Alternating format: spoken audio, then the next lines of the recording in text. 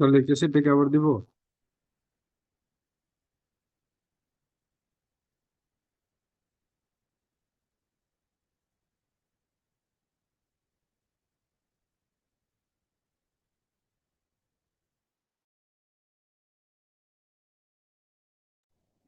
এনামুল, কি করব, শুরু করব কি? জি স্যার, শুরু করে দেন। ওকে, থ্যাংক ইউ। তাহলে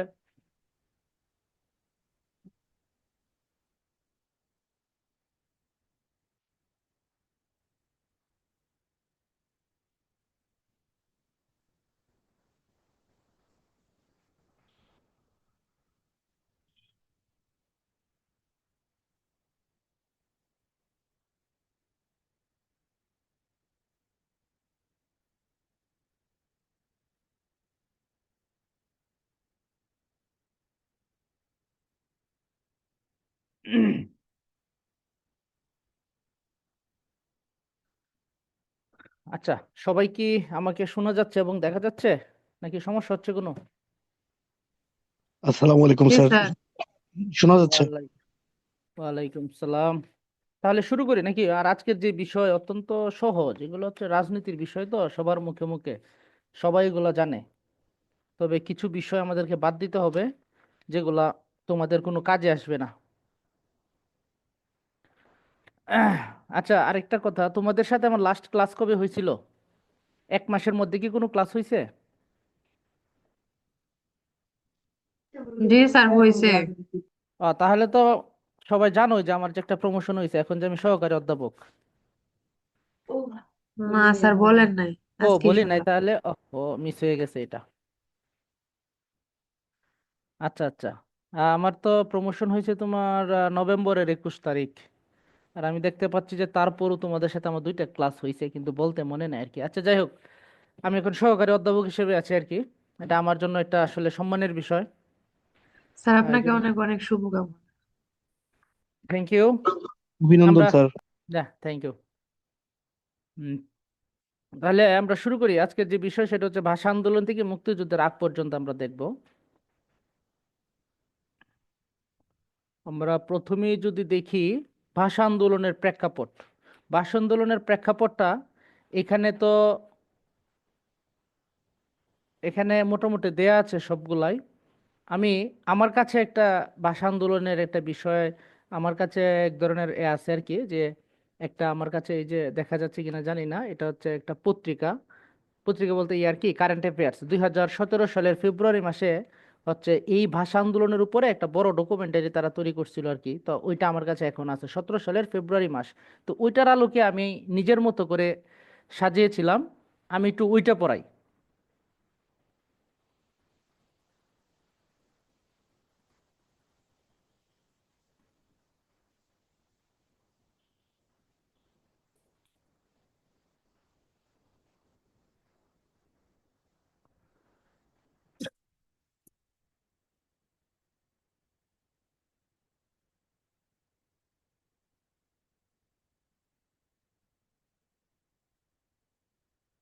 সাউন্ড কি শোনা যাচ্ছে?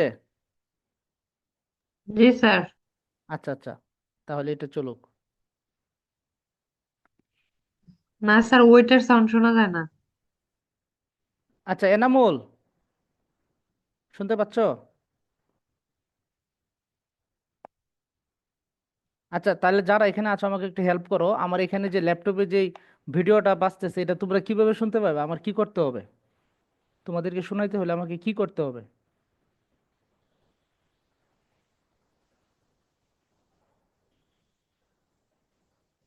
এনামুল থাকলে এনামুল একটা সলিউশন দিতে পারতো। এনামুল আমাকে আমাকে স্যার ওই যে ভিডিওর নিচে জি। একটা যে মাইকের যে একটা অপশন আছে, লাউড মানে স্পিকারের, ওইটা একটু ক্লিক করে দেখেন ওইটা কি মিউট করা কিনা। ওইটা মিউট করা থাকলে তাহলে হয়তো সাউন্ড আসতেছে না। কোথায় এটা? এই যে এখানে? নিচে নামান, হ্যাঁ হ্যাঁ, মানে ওই একদম ডান সাইডে যান। একদম ডান সাইডে একদম নিচে ওই যে একটু আগে যে একটা মাইকের একটা আইকন আসছিল, সাউন্ডের আর কি। হ্যাঁ হ্যাঁ হ্যাঁ, এই যে এটা এটা কি ও আচ্ছা, না এটা তো ই করাই আছে। এটা অন করা আছে। তাহলে তো শোনা যায় না? না, কিছু শোনা যায় না? না স্যার। আচ্ছা, তাহলে এটা বাদ দেই, এটা এনামুল আসুক, এনামুল আসলে পরে এনামুলের পরামর্শ নিয়ে আমরা এটা দেখব। জি স্যার, আচ্ছা, কোথাও কি কোনো সমস্যা হচ্ছে?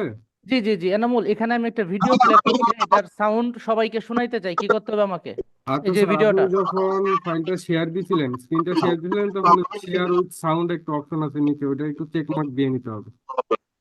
যেমন হচ্ছে কখন? স্ক্রিন শেয়ারের সময়, স্ক্রিন শেয়ারের আচ্ছা, সময় তাহলে আমি এটা কেটে দিব। আপনি স্ক্রিন শেয়ারটাকে অফ করে আবার যখন অন করবেন, তখন দেখবেন শেয়ার উইথ সাউন্ড একটা অপশন আছে। আচ্ছা, আমি স্টপ শেয়ার করলাম। হ্যাঁ, এখন এখন যখন শেয়ার স্ক্রিন দিবেন, তখন স্যার শেয়ার উইথ সাউন্ড একটা অপশন আছে। শেয়ার সাউন্ড, এটা। জি স্যার, শেয়ার সাউন্ড এই অপশনটাতে মানে চেক মার্ক দিয়ে তারপরে আপনি স্যার শেয়ার দিবেন। তারপরে শেয়ার দিলাম, ওকে।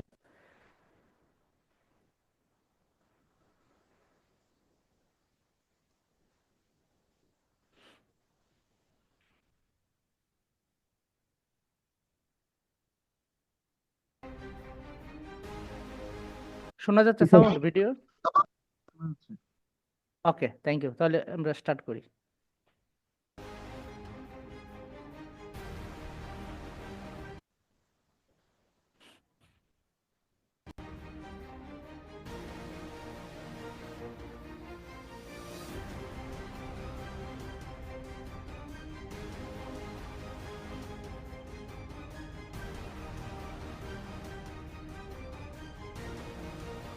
Let me make it very clear to you, leave no doubt that the state language of Pakistan is going to be Urdu and no other language.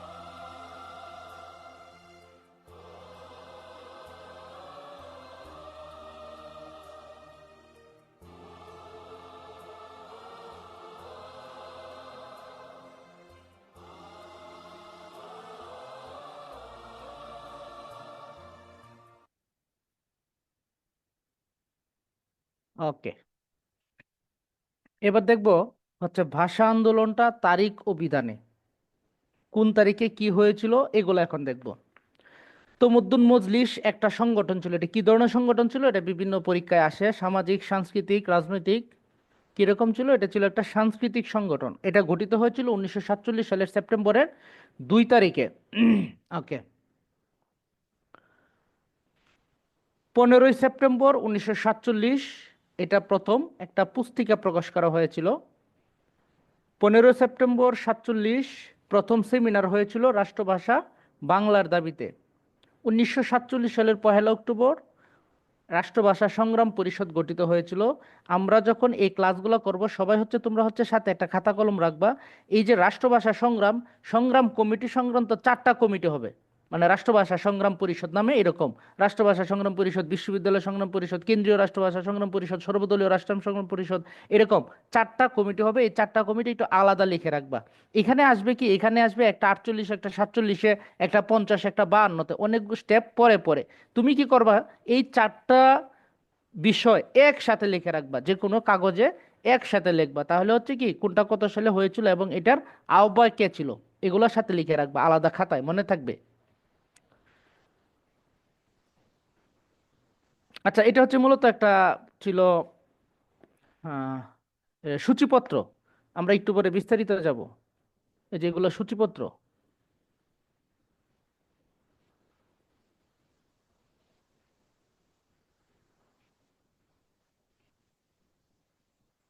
এবার বিস্তারিত।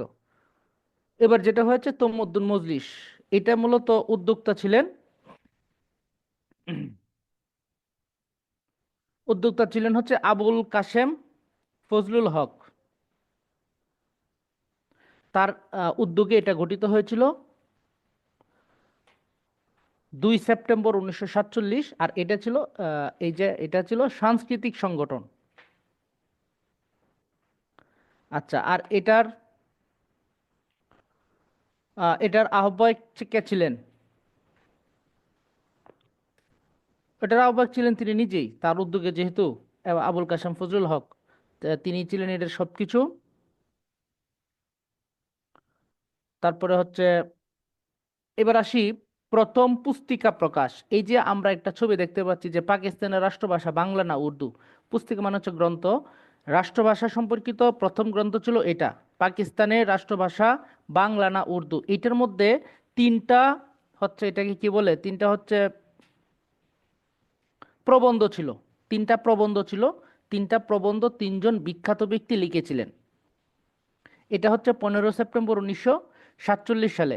এটা তমুদ্দুন মজলিসেরই প্রকাশিত একটা পুস্তিকা ছিল। এটি সম্পাদনা করেছিলেন আবুল কাশেম, যিনি হচ্ছেন তমুদ্দুন মজলিসের প্রতিষ্ঠাতা। তিনি ছিলেন এই যে গ্রন্থটা, প্রবন্ধটা, পুস্তিকাটা, এটার হচ্ছে সম্পাদক। এবং এখানে তিনটা পুস্তিকা ছিল। তিনটা পুস্তিকার মধ্যে প্রথমটা ছিল আমাদের প্রস্তাব। এটা লিখেছিলেন অধ্যাপক আবুল কাশেম। তারপরেরটা ছিল রাষ্ট্রভাষা ও পূর্ব পাকিস্তানের ভাষা সমস্যা। এটা লিখেছিলেন ডক্টর কাজী মোতাহার হোসেন। বাংলা ভাষাই হবে আমাদের রাষ্ট্রভাষা। এটা লিখেছিলেন আবুল মনসুর আহমদ। এই তিনটা প্রবন্ধ ছিল এই পুস্তিকার মধ্যে। তিনটা প্রবন্ধ লিখেছেন তিনজন, আর এই পুস্তিকাটার সম্পাদনা করেছিলেন আবুল কাশেম ফজলুল হক। এই যে এত আলোচনা করলাম, তার মধ্যে একজনের বাড়ি ময়মনসিং। কার বাড়ি ময়মনসিং?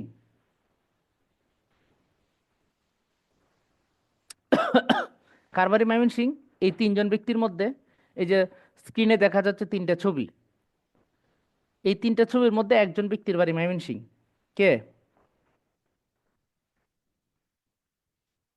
অধ্যাপক আবুল কাশেম মনে হয় স্যার। না না না না, কি বলো? এই যে সবার নিচে, এই যে মুজিব কোট পরা ভদ্রলোক আবুল মনসুর আহমেদ, তার বাড়ি হচ্ছে ত্রিশালের ধানিকুলা গ্রাম।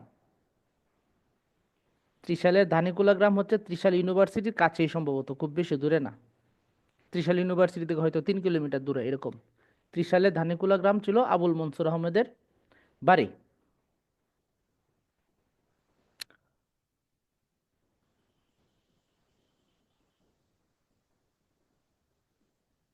আবুল মনসুর আহমেদের ছেলেকে বর্তমানে একটা বিখ্যাত ইংরেজি পত্রিকার সম্পাদক।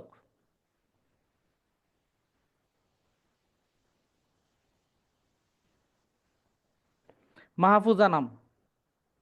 মাহফুজ আনাম হচ্ছে আবুল মনসুর আহমেদের ছেলে। মাহফুজ আনাম কোন পত্রিকার সম্পাদক?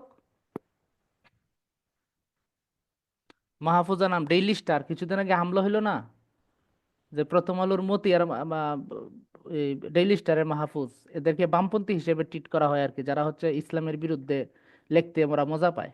হুম। এই দুইটা পত্রিকা ভাঙচুর করলো না, ওই যে মাহফুজ আনাম ডেইলি স্টারের সম্পাদক, সে হলো ওই আবুল মনসুর আহমেদের ছেলে। এবং মাহফুজা নামেরও একটা মেয়ে আছে, যে হচ্ছে সাহিত্যিক। নাম কি?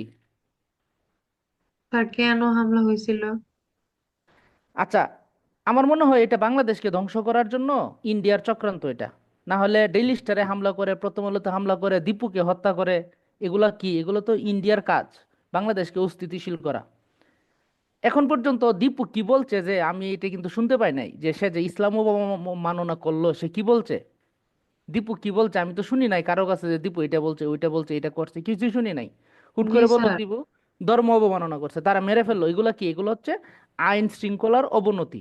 তো এগুলো ইন্ডিয়া করাচ্ছে আমার ধারণা, বাংলাদেশকে অস্থিতিশীল করার জন্য, এবং বাংলাদেশকে একটা বড় ধরনের সংকটের মুখে ফেলার জন্য। এবং এগুলোর অধিকাংশই করা হচ্ছে সামনে যে 12ই ফেব্রুয়ারি নির্বাচন, সেই নির্বাচনটা যেন না হয়। আর বাংলাদেশে, একটা গণতান্ত্রিক দেশে, যদি নির্বাচন না হয়, তাহলে ধরা যাবে যে এটা হচ্ছে ডেড ডেমোক্রেসি, মৃত গণতন্ত্র। এই গণতন্ত্র দেখ বাংলাদেশ খুব বেশি লাভবান হবে না। মূল কথায় আসি। এই যে আমি কেন বললাম তাহমিমা নামের কথা, ওই যে আবুল মনসুর আহমেদের ছেলে মাহফুজা নাম, মাহফুজা নামের মেয়ে হচ্ছে তাহমিমা নাম। তাহমিমা নামের কথা এই জন্য বললাম, 4-5 বছর আগে দ্য গোল্ডেন এজ নামে একটা ইংরেজি উপন্যাস লিখে সারা বিশ্বে সারা ফেলছিলেন, এবং বাংলাদেশে তৎকালীন সময়ে বিভিন্ন চাকরির পরীক্ষায় এই প্রশ্নটা আসতো, যে দ্য গোল্ডেন এজ এই যে উপন্যাসটা রচয়িতাকে, তাহমিমা আনাম, এই তাহমিমা আনাম কিন্তু এই আবুল মনসুর আহমেদের ছেলের মেয়ে অর্থাৎ নাতনি।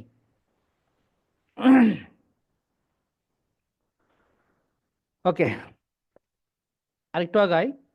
আহ, এই যে তিনটা প্রবন্ধ ছিল, রাষ্ট্রভাষা বাংলা না উর্দু, এই গ্রন্থটার মধ্যে তিনটা প্রবন্ধ ছিল। তিনটা প্রবন্ধতেই বাংলাকে রাষ্ট্রভাষা করার পক্ষে যুক্তি উপস্থাপন করে তুলে ধরা হয়। সেখানে আমাদের প্রস্তাব, যে প্রথম প্রবন্ধটা ছিল আমাদের প্রস্তাব, সেখানে হচ্ছে অধ্যাপক আবুল কাশেম সুস্পষ্টভাবে উল্লেখ করেছেন বাংলা ভাষাই হবে পূর্ব পাকিস্তানের শিক্ষার বাহন এবং পূর্ব পাকিস্তানের আদালতের ভাষা এবং পূর্ব পাকিস্তানের সরকারি ভাষা, স্পষ্টভাবে বলছেন। আচ্ছা, তারপরে হচ্ছে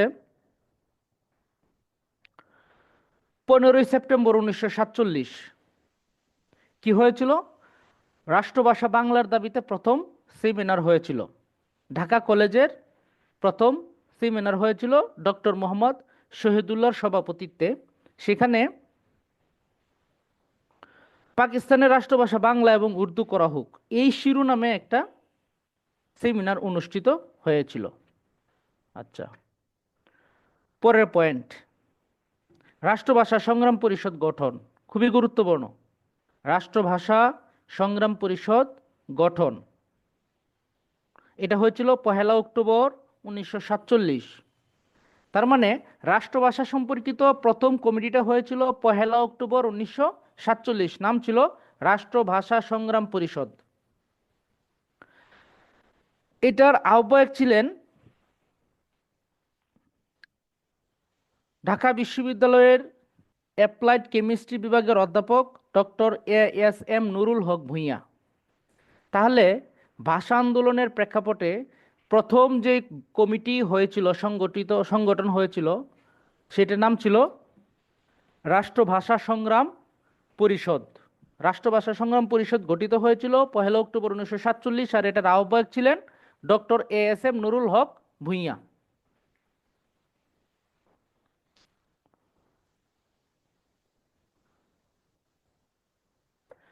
তারপরের পয়েন্ট, রাষ্ট্রভাষা করার দাবিতে প্রথম ছাত্রসভা, এটা হয়েছিল 6 ডিসেম্বর 1947, ঢাকা বিশ্ববিদ্যালয়ের বটতলায় হয়েছিল। এটা সভাপতিত্ব করেছিলেন আবুল কাশেম, আর এখানে বক্তব্য রেখেছিলেন অনেকেই, অধ্যাপক মুনীর চৌধুরী, তারপরে হচ্ছে আব্দুর রহমান চৌধুরী, কল্যাণ দাশগুপ্ত এবং এস আহমেদ, এরকম অনেক বিখ্যাত ব্যক্তি ওই সময়ে ওইখানে বক্তব্য রেখেছিলেন।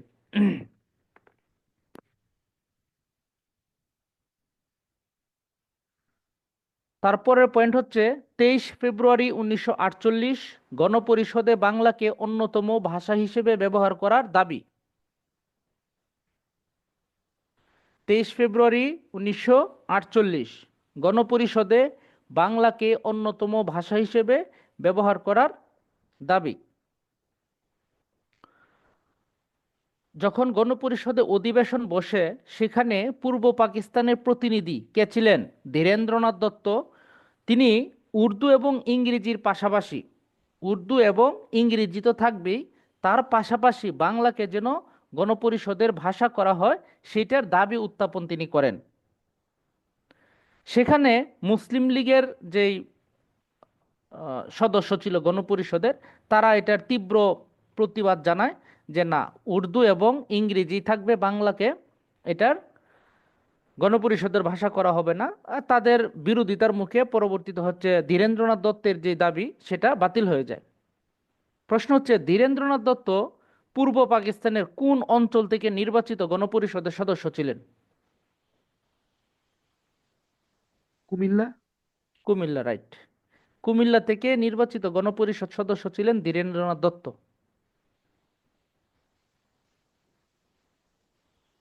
ওকে,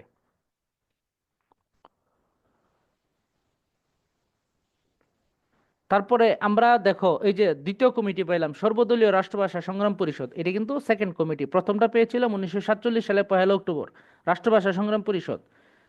সেটার পুনর্গঠন করে, একটু এডিট করে, একটু মডার্ন করে 1948 সালের 2 মার্চ গঠন করা হয় সর্বদলীয় রাষ্ট্রীয় সংগ্রাম পরিষদ। আগেরটা ছিল শুধু রাষ্ট্রভাষা সংগ্রাম পরিষদ 1947 সালের 1 অক্টোবর। তারপর 1948 সালের 2রা মার্চ করা হয় সর্বদলীয় রাষ্ট্রভাষা সংগ্রাম পরিষদ। এটার আহ্বায়ক ছিলেন কে? এটার আহ্বায়ক ছিলেন শামসুল আলম। এটার আহ্বায়ক ছিলেন শামসুল আলম।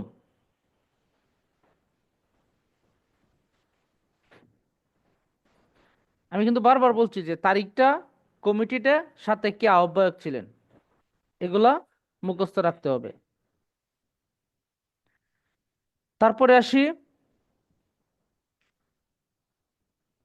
15 মার্চ 1948, রাষ্ট্রভাষা সংগ্রাম পরিষদের সাথে চুক্তি। তৎকালীন সময়ে পূর্ব বাংলার মুখ্যমন্ত্রী ছিলেন খাজা নাজিমুদ্দিন। খাজা নাজিমুদ্দিনের কবর কোথায়?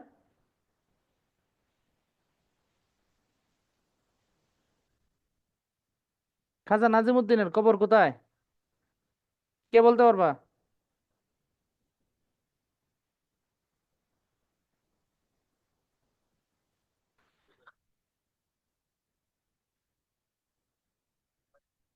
খাজা নাজিমুদ্দিনের কবর হচ্ছে তিন নেতার মাজারে। ঠিক আছে, খাজা নাজিমুদ্দিনের কবর হচ্ছে তিন নেতার মাজারে। তিন নেতার মাজার কোথায়? ঢাকা বিশ্ববিদ্যালয় না? ওই ঢাকা বিশ্ববিদ্যালয়ে যে তিন নেতার মাজার, সেখানে তিনজন নেতা কে কে?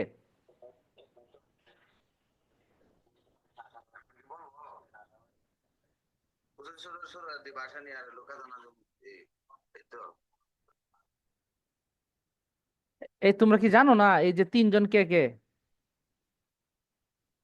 না স্যার, মনে নাই। মনে থাকবে না কেন? একজন তো খাজা নাজিমুদ্দিন, যেহেতু খাজা নাজিমুদ্দিন সামনে, আর প্রশ্ন করতেছি মানে কি, যে একজন তো খাজা নাজিমুদ্দিন,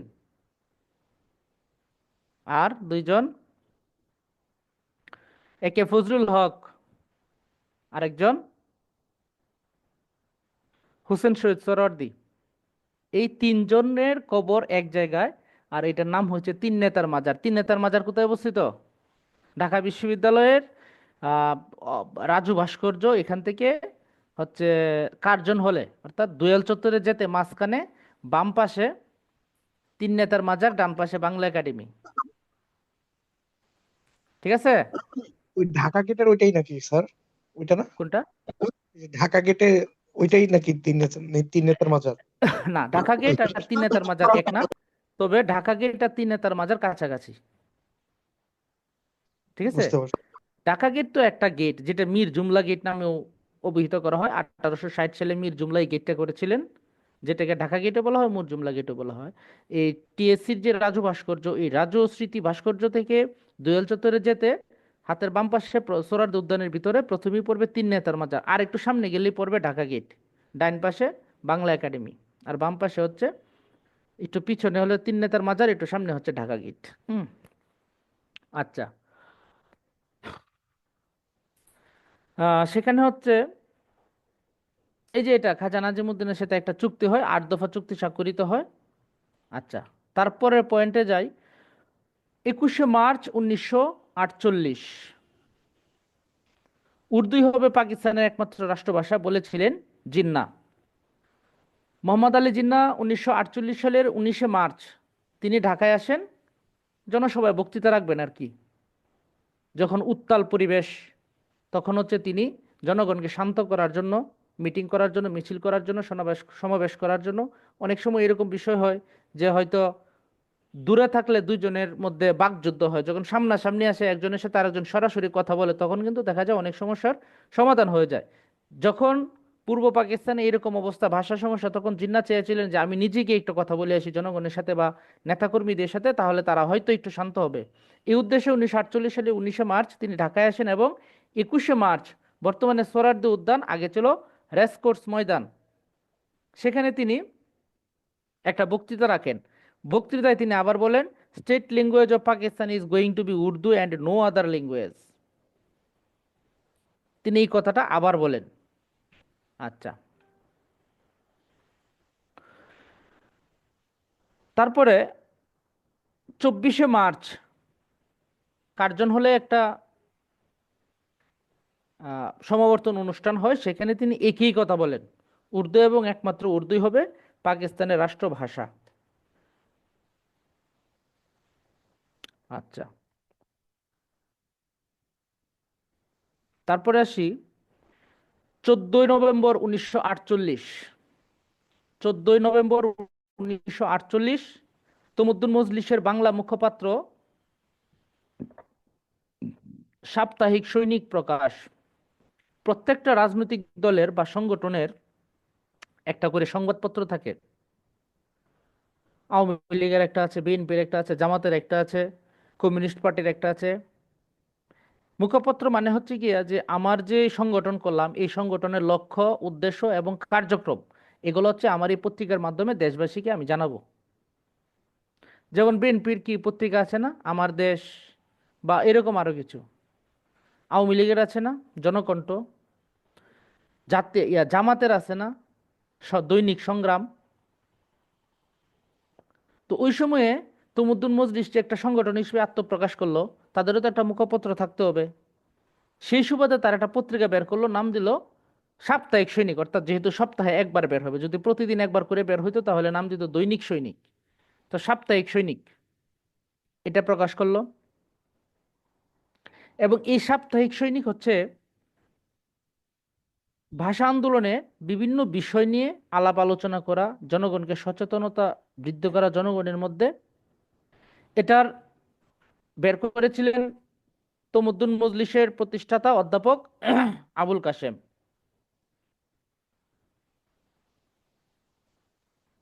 শুরুতে এটার সভাপতি ছিলেন শাহেদ আলী এবং পরে সভাপতি হন আব্দুল গফুর। এটা 1961 সাল পর্যন্ত চালু ছিল, পরবর্তীতে বন্ধ হয়ে যায় পত্রিকাটি।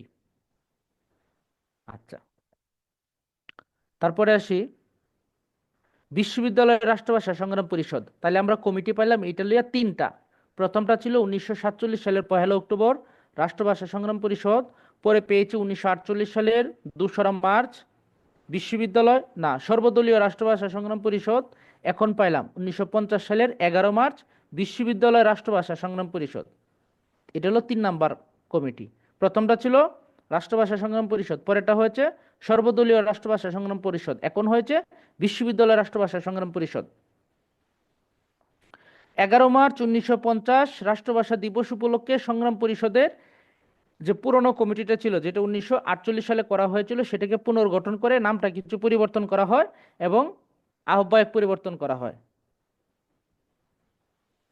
নামটা কি করা হয়? সর্বদলীয় রাষ্ট্রভাষা সংগ্রাম পরিষদ থেকে বিশ্ববিদ্যালয় রাষ্ট্রভাষা সংগ্রাম পরিষদ, এবং এটার আহ্বায়ক করা হয় ভাষাবীর আব্দুল মতিনকে। যদি বলা হয় যে 2জন ভাষাবীরের নাম লিখো, তাহলে কাদের কোন 2জনের নামটা প্রথম আসবে?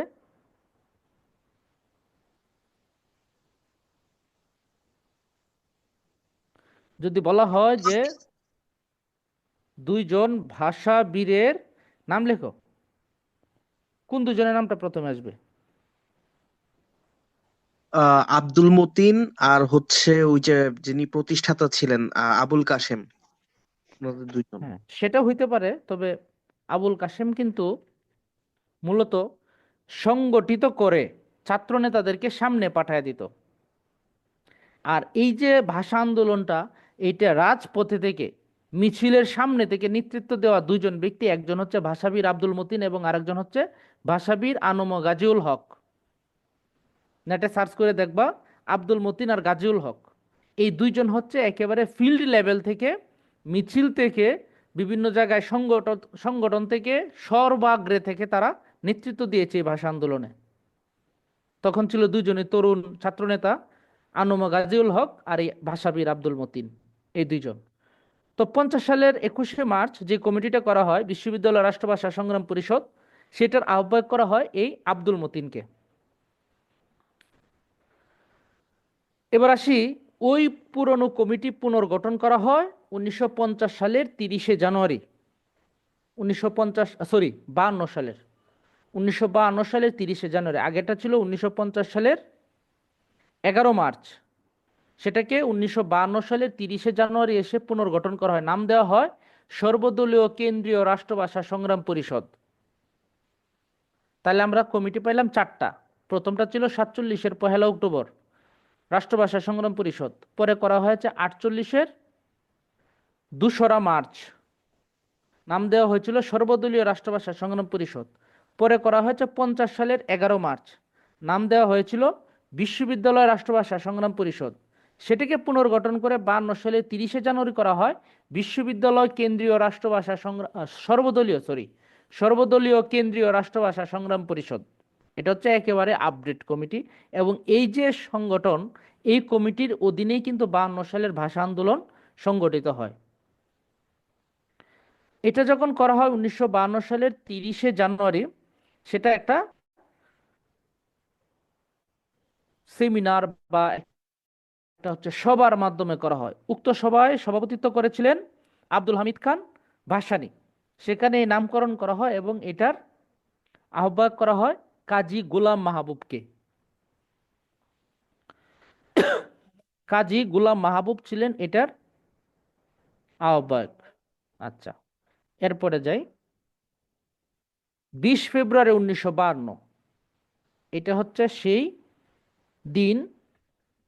ভাষা আন্দোলন হবে পরের দিন, অর্থাৎ আমরা যেটাকে ভাষা দিবস হিসেবে পালন করি 21শে ফেব্রুয়ারি, তার ঠিক আগের দিন 20 ফেব্রুয়ারি 1952।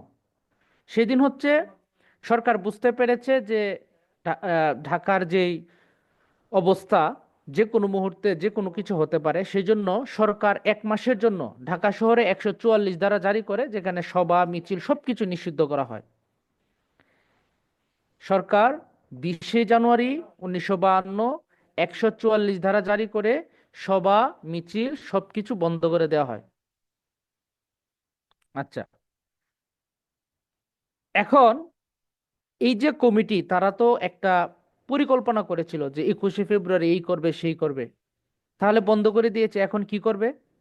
তখন এই যে কমিটি, তারা 20 তারিখ সন্ধ্যায় একটা জরুরি বৈঠক ডাকলো। বিশ্ববিদ্যালয় সর্বদলীয় কেন্দ্রীয় রাষ্ট্রভাষা সংগ্রাম পরিষদের জরুরি বৈঠক হয় 20 ফেব্রুয়ারি সন্ধ্যায়। সেখানে সভাপতিত্ব করেছিলেন প্রবীণ নেতা আবুল হাসিম। সেখানে ভোটাভুটি করা হয় যে আগামীকালকে 21শে ফেব্রুয়ারি 1952 আমরা 144 দ্বারা মেনে চলবো নাকি ভাঙবো, ভেঙে আমরা মিছিল সমাবেশ করব। তখন এখানে হাত তুলে ভোটাভুটির ব্যবস্থা করা হয়। সবাই বলতে অধিকাংশই 144 দ্বারা ভেঙে মিছিল মিটিং করার পক্ষে মত দেয়। তার মানে কালকে 144 দ্বারা ভাঙা হবে। ওই বৈঠক চলাকালে ঢাকা বিশ্ববিদ্যালয়ের কয়েকজন শিক্ষক তারা গিয়ে তাদেরকে অনুরোধ করেছিল যে তোমরা 144 দ্বারা ভেঙো না, পরবর্তীতে তোমরা তোমাদের মতো প্রোগ্রাম দিও। তো ছাত্রনেতারা বলছে যে না, 21শে ফেব্রুয়ারি আমরা এই 144 দ্বারা ভাঙবই। আচ্ছা, পরের দিন স্যার, জি, ওই স্লাইডে তো লেখা আছে যে বেশিরভাগ নাকি 144 ধারা ভাঙার বিপক্ষে মানে ভোট দেয়, তাহলে কোনটা আসলে কারেক্ট বুঝতেছি না। ওটা হচ্ছে লাস্টের লাইন, হ্যাঁ। লাস্টের লাইন, বেশিরভাগ সদস্য 144 ধারা ভাঙার বিপক্ষে ভোট দেয়, আপনি তো বলেন পক্ষে ভোট দেয়, মানে বুঝতেছি না আসলে। আচ্ছা, লেখাটাই সম্ভবত ভুল হয়েছে। এটা লেখাটাই ভুল হয়েছে, নাটা কোথাও লিখতে, নাটা হয়তো লিখতে ভুলে গেছি। ঠিক আছে, আচ্ছা, বেশিরভাগ সদস্য ভাঙ্গার পক্ষে ভোট দেয়। এটা মিস্টেক হয়ে গেছে হয়তো, পক্ষে লিখতে গিয়ে বিপক্ষে লিখে ফেলছি। এখানে বেশিরভাগ সদস্যই হচ্ছে 144 দ্বারা ভাঙার পক্ষে ভোট দেয়, মানে 144 দ্বারা ভাঙবো। তখন বিশ্ববিদ্যালয়ের কিছু শিক্ষক এসে তাদেরকে বলে যে তোমরা 144 দ্বারা ভেঙো না, মানে অভিভাবক হলে যেরকম হয়, অভিভাবকরা তো সবসময় বলবে যে ওই তোমরা সরকারের বিরুদ্ধে যেও না, আন্দোলনে যেও না, মিছিলে যেও না, মিটিংয়ে যেও না। কিন্তু এই অভিভাবকদের কথা যদি আমরা সবসময় শুনি, তাহলে কিন্তু 36শে জুলাই আসতো না কোনোদিন। কারণ প্রত্যেক অভিভাবকই চায় যে আমার সন্তান নিরাপদে ঘরে থাকুক। আমিও চাই, আমার বাবা মাও চায়, তার বাবা মাও চাইতো। তো বিশ্ববিদ্যালয়ের শিক্ষকরা গিয়ে তাদেরকে অনুরোধ করে যে তোমরা 144 দ্বারা ভেঙো না, কিন্তু তারা বলে যে না, আমরা 144 দ্বারা ভাঙবই। আচ্ছা, পরের দিন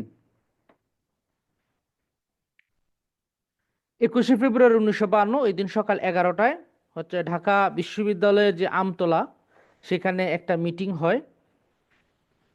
সেখানে মিটিংয়ে হচ্ছে এম আর আক্তার মুকুলের সেটার মানে উপস্থাপনা করেছিল। এম আর আক্তার মুকুলের নাম আমরা অবশ্যই শুনেছি। এম আর আক্তার মুকুলের তো বেশ কয়েকটা বই আছে। তারপর হচ্ছে জল্লাদের দরবার, একটা অনুষ্ঠান 71 সালে পরিচালিত হইতো।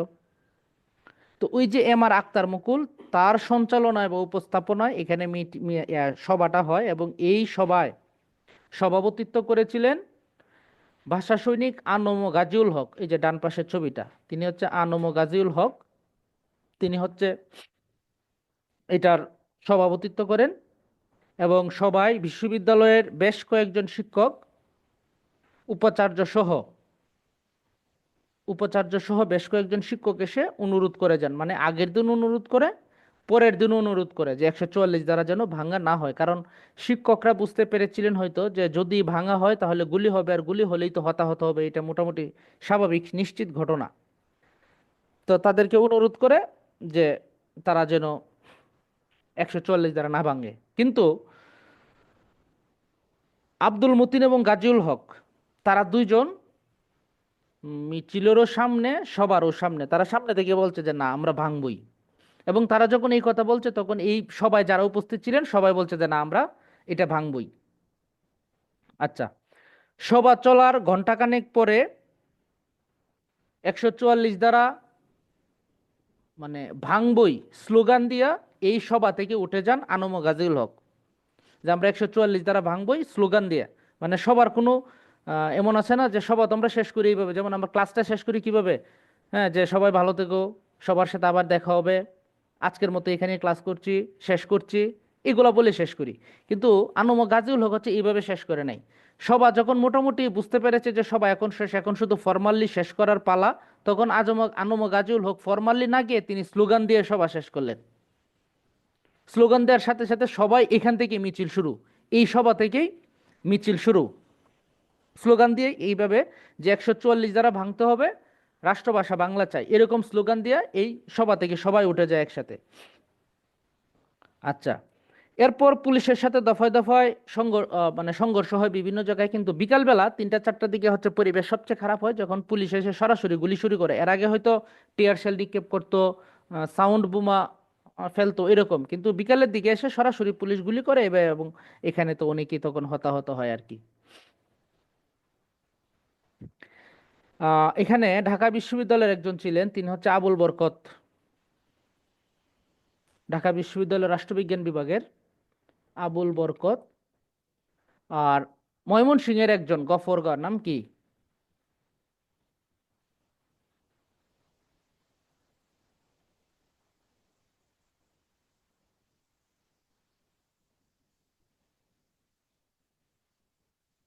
ময়মনসিংহের একজন ভাষা শহীদ আছে, তার নাম কি? গফরগাঁর আব্দুল জব্বার। এই যে আব্দুল জব্বার, তিনি হচ্ছে ময়মনসিংহের গফরগাঁও, আবুল বরকত ঢাকা বিশ্ববিদ্যালয়ের রাষ্ট্রবিজ্ঞান বিভাগের। ওকে, এবার আসি প্রথম শহীদ মিনার নির্মাণ 1952 সালের 23 ফেব্রুয়ারি। 1952 সালের 23 ফেব্রুয়ারি প্রথম শহীদ মিনার, এটা নাম দেওয়া হয়েছিল স্মৃতিস্তম্ভ। এটা 1952 সালের 23 ফেব্রুয়ারি রাতে ঢাকা মেডিকেল কলেজের যে হোস্টেল ছিল সেখানে এটা ঢাকা মেডিকেল কলেজের শিক্ষার্থীরা এটা তৈরি করেছিল। এটি ছিল ঢাকায় নির্মিত প্রথম শহীদ মিনার। আর এটা নকশাকার ছিলেন তৎকালীন ঢাকা মেডিকেলের ছাত্র, তার বাড়ি হচ্ছে শেরপুর, নাম হচ্ছে ডাক্তার বদরুল আলম। এই বদরুল আলম ছিলেন এই যে স্মৃতিস্তম্ভ শহীদ মিনার, এটা নকশাকার। তিনি পরবর্তী জীবনে সোহরাওয়ার্দী মেডিকেল কলেজের অধ্যাপক ছিলেন। আচ্ছা, তিনি নকশাকার ছিলেন। এটা 24শে ফেব্রুয়ারি, 23 ফেব্রুয়ারি রাতে বানানো হয় এবং 24 ফেব্রুয়ারি সকালবেলা আনুষ্ঠানিকভাবে উদ্বোধন করা হয়। এটার উদ্বোধন করেছিলেন কে? বাংলাদেশের প্রথম শহীদ মিনারের উদ্বোধন কে করেছিলেন? শহীদ শফিউরের পিতা মনে হয় স্যার পড়ছিল। হ্যাঁ, শহীদ শফিউরের পিতা মাওলানা মাহবুবুর রহমান। শহীদ শফিউর রহমানের পিতা মাওলানা মাহবুবুর রহমান হচ্ছে বাংলাদেশে প্রথম শহীদ মিনারের উদ্বোধন করেছিলেন 24শে ফেব্রুয়ারি সকালবেলা। তারপরে এসে 24শে ফেব্রুয়ারি বিকালে বা সন্ধ্যার দিকে এসে পুলিশ এটা ভেঙে চুরে ফালায় রেখে চলে যায়। আচ্ছা, তারপরে আসি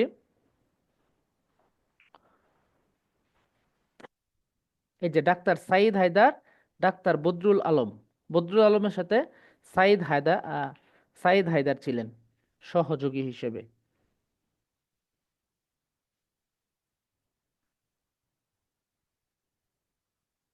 সাইদ হায়দার তো অনেক দিন বেঁচে ছিলেন, 25 থেকে 20, তার মানে 95 বছর ডাক্তার সাইদ হায়দার।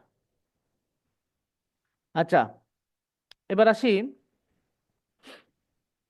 তদন্ত কমিটি গঠনের ঘোষণা, সেটা আসে 1952 সালের 15ই মার্চ। সেখানে বলা হয় 1952 সালে 25শে মার্চ ঢাকা হাইকোর্টের বিচারপতি TH কে সভাপতি করে এক সদস্য বিশিষ্ট তদন্ত কমিটি গঠনের ঘোষণা দেওয়া হয়। 23শে মার্চ 1952 সাপ্তাহিক সৈনিকে প্রকাশিত এক বিবৃতিতে সর্বদলীয় রাষ্ট্রভাষা সংগ্রাম পরিষদ এলিস কমিশনের বিচার্য বিষয় এটা প্রত্যাখ্যান করে। আচ্ছা, তারপর আসি 21-এর প্রথম প্রভাত ফেরি। 1952 সালের 21শে ফেব্রুয়ারি যেহেতু এই হত্যাকাণ্ড ঘটেছিল, তাহলে প্রথম প্রভাত ফেরি হবে 1 বছর পরে গিয়ে 1953 সালের 21শে ফেব্রুয়ারি ভোরবেলা।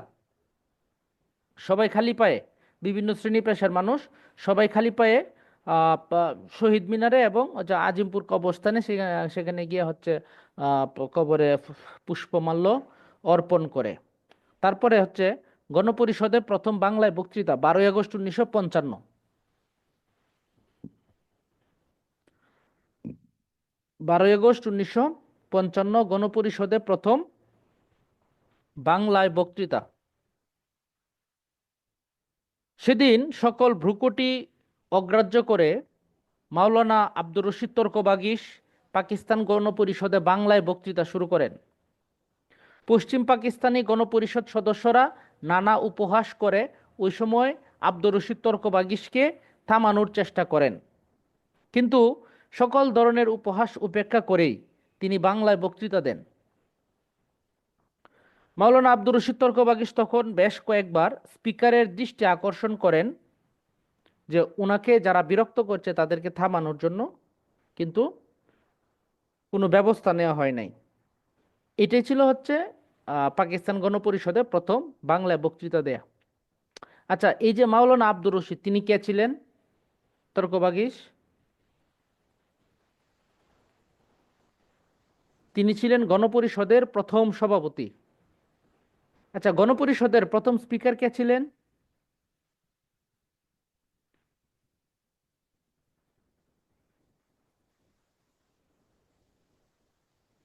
আচ্ছা, আমি কিছু বিষয় এখন লিখি। হ্যাঁ,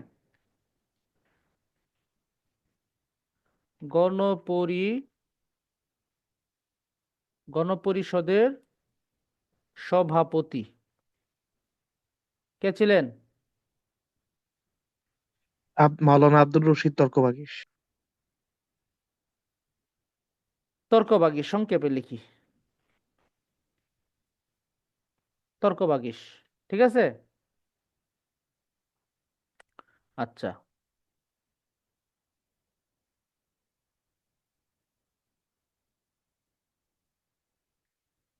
গণপরিষদের প্রথম স্পিকার কে ছিলেন? গণপরিষদের প্রথম স্পিকার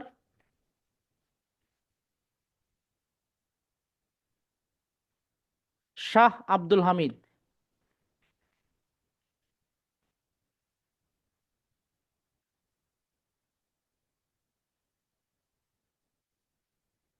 গণপরিষদের প্রথম ডেপুটি স্পিকার কে ছিলেন?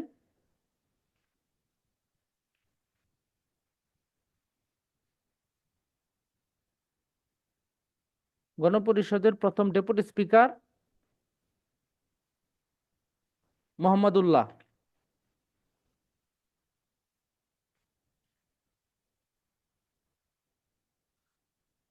তার মানে গণপরিষদের সভাপতি ছিলেন মাওলানা আব্দুর রশিদ তর্কবাগীশ, গণপরিষদের প্রথম স্পিকার ছিলেন শাহ আব্দুল হামিদ, গণপরিষদের প্রথম ডেপুটি স্পিকার ছিলেন মোহাম্মদুল্লাহ।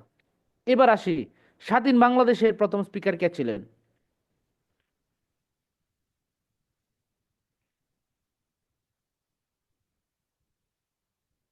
স্বাধীন বাংলাদেশের প্রথম স্পিকার কে ছিলেন?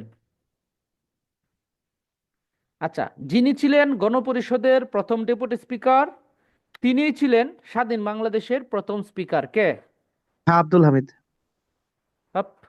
গণপরিষদের প্রথম ডেপুটি স্পিকার মোহাম্মদুল্লাহ। মোহাম্মদুল্লাহ।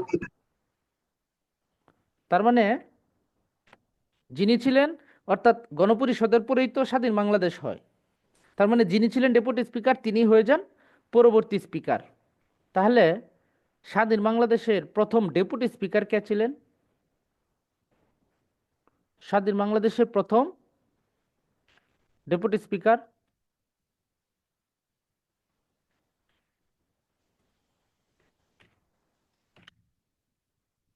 মোহাম্মদ বাইতুল্লাহ। ঠিক আছে, মোহাম্মদ বাইতুল্লাহ। বাইতুল্লাহ।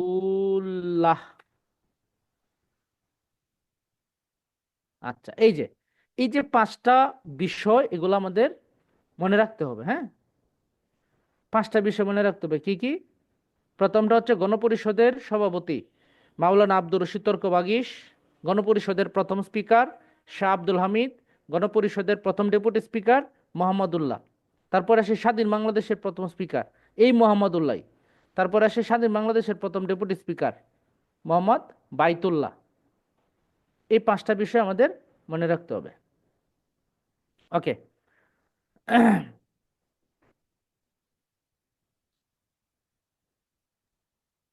স্যার, উনাকে তর্কবাগীশ বলার কারণ কি ছিল? উনি কি ভালো ডিবেট করতেন?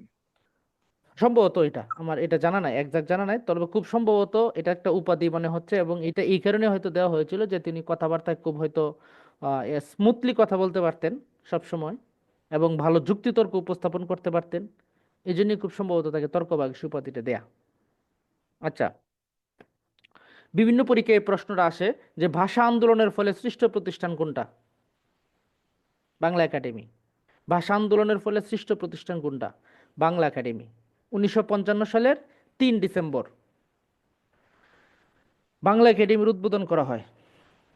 এদিন বর্ধমান হাউসের সামনে বটতলায় এটার উদ্বোধন অনুষ্ঠানের আয়োজন করা হয়েছিল।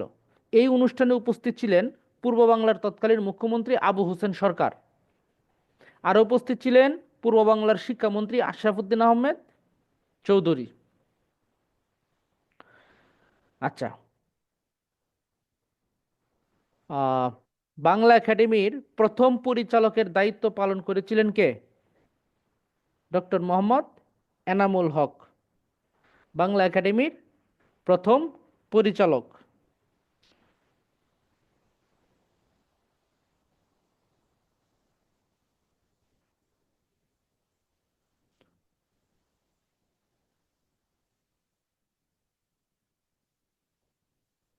আচ্ছা, বাংলা একাডেমির প্রথম পরিচালক ছিলেন ডক্টর মোহাম্মদ এনামুল হক।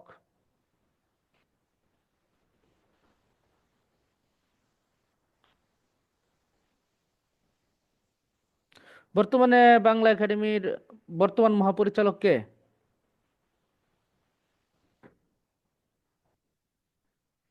বাংলা একাডেমির বর্তমান মহাপরিচালক ডক্টর মোহাম্মদ আজম। তিনি বাংলা বিভাগের অধ্যাপক ছিলেন ঢাকা বিশ্ববিদ্যালয়ের, এবং তোমরা ইউটিউবে সার্চ করে ডক্টর মোহাম্মদ আজম সার্চ করে তার বক্তৃতা শুনবা, খুব ভালো বক্তৃতা দেয়, খুবই ভালো, একজন জ্ঞানী মানুষ। তিনি বর্তমান বাংলা একাডেমির মহাপরিচালক। ওকে, এই যে উনি হচ্ছে ডক্টর মোহাম্মদ এনামুল হক, তিনি ছিলেন বাংলা একাডেমির প্রথম পরিচালক। আচ্ছা, এখন আমাকে বলো, বাংলা একাডেমি পুরস্কার প্রবর্তন করা হয় কত সালে?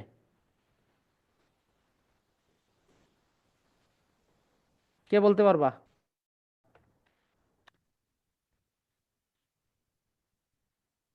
বাংলা একাডেমি পুরস্কার কবে থেকে দেয়া হয়? কেউ একজন বলো শুনি।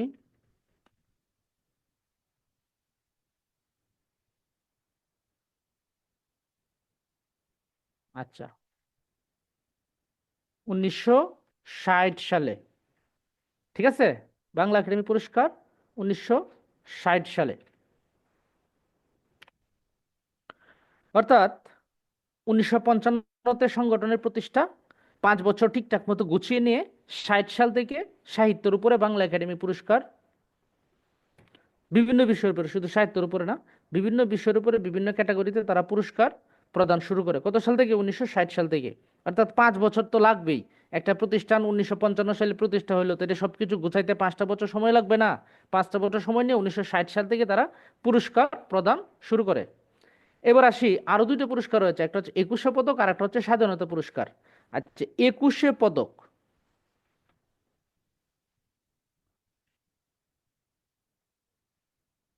21শে পদক এটা কত সাল থেকে দেওয়া হয়?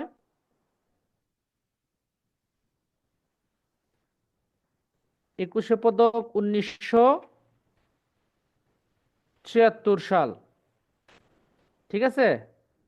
আর স্বাধীনতা পদক,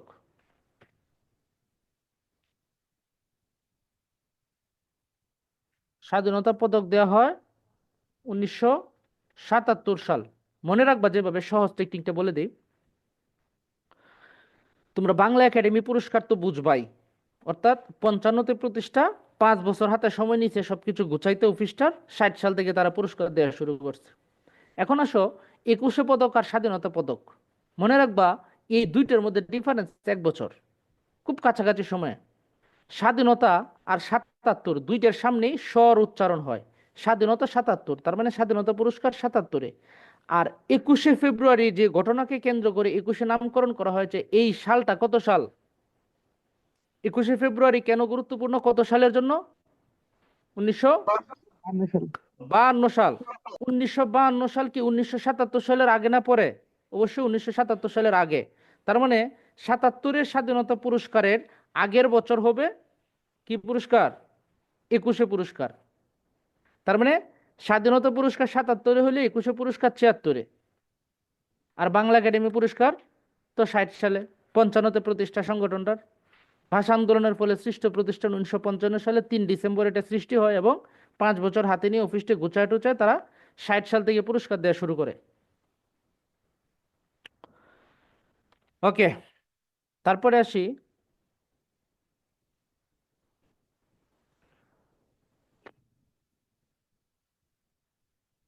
বাংলা ভাষার সাংবিধানিক স্বীকৃতি। 1900 এটা হচ্ছে 1956 সালের 29 ফেব্রুয়ারি বাংলা ভাষার সাংবিধানিক স্বীকৃতি। তার আগে 1954 সালের 7 মে পাকিস্তান গণপরিষদ বাংলাকে পাকিস্তানের অন্যতম রাষ্ট্রভাষা হিসেবে স্বীকৃতি দিয়েছিল। পাকিস্তান গণপরিষদ, তখনও তো পাকিস্তানের সংবিধান হয় নাই। পাকিস্তানের সংবিধান হয়েছে 1956 সালে। যখন সংবিধান হয় তখন 1956 সালের 29 ফেব্রুয়ারি সাংবিধানিকভাবে স্বীকৃতি দেওয়া হয়, এবং পাকিস্তানের কত নং অনুচ্ছেদে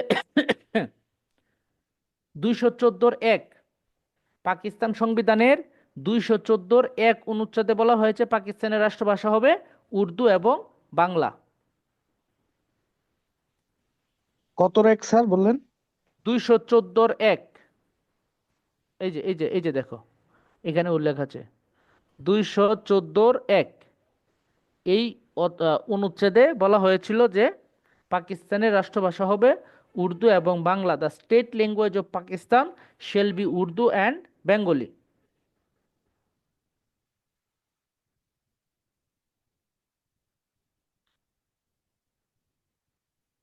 আচ্ছা, এবার আসি আমাদের মূল শীটে, দেখি শীটের কতটুকু পড়াইছি।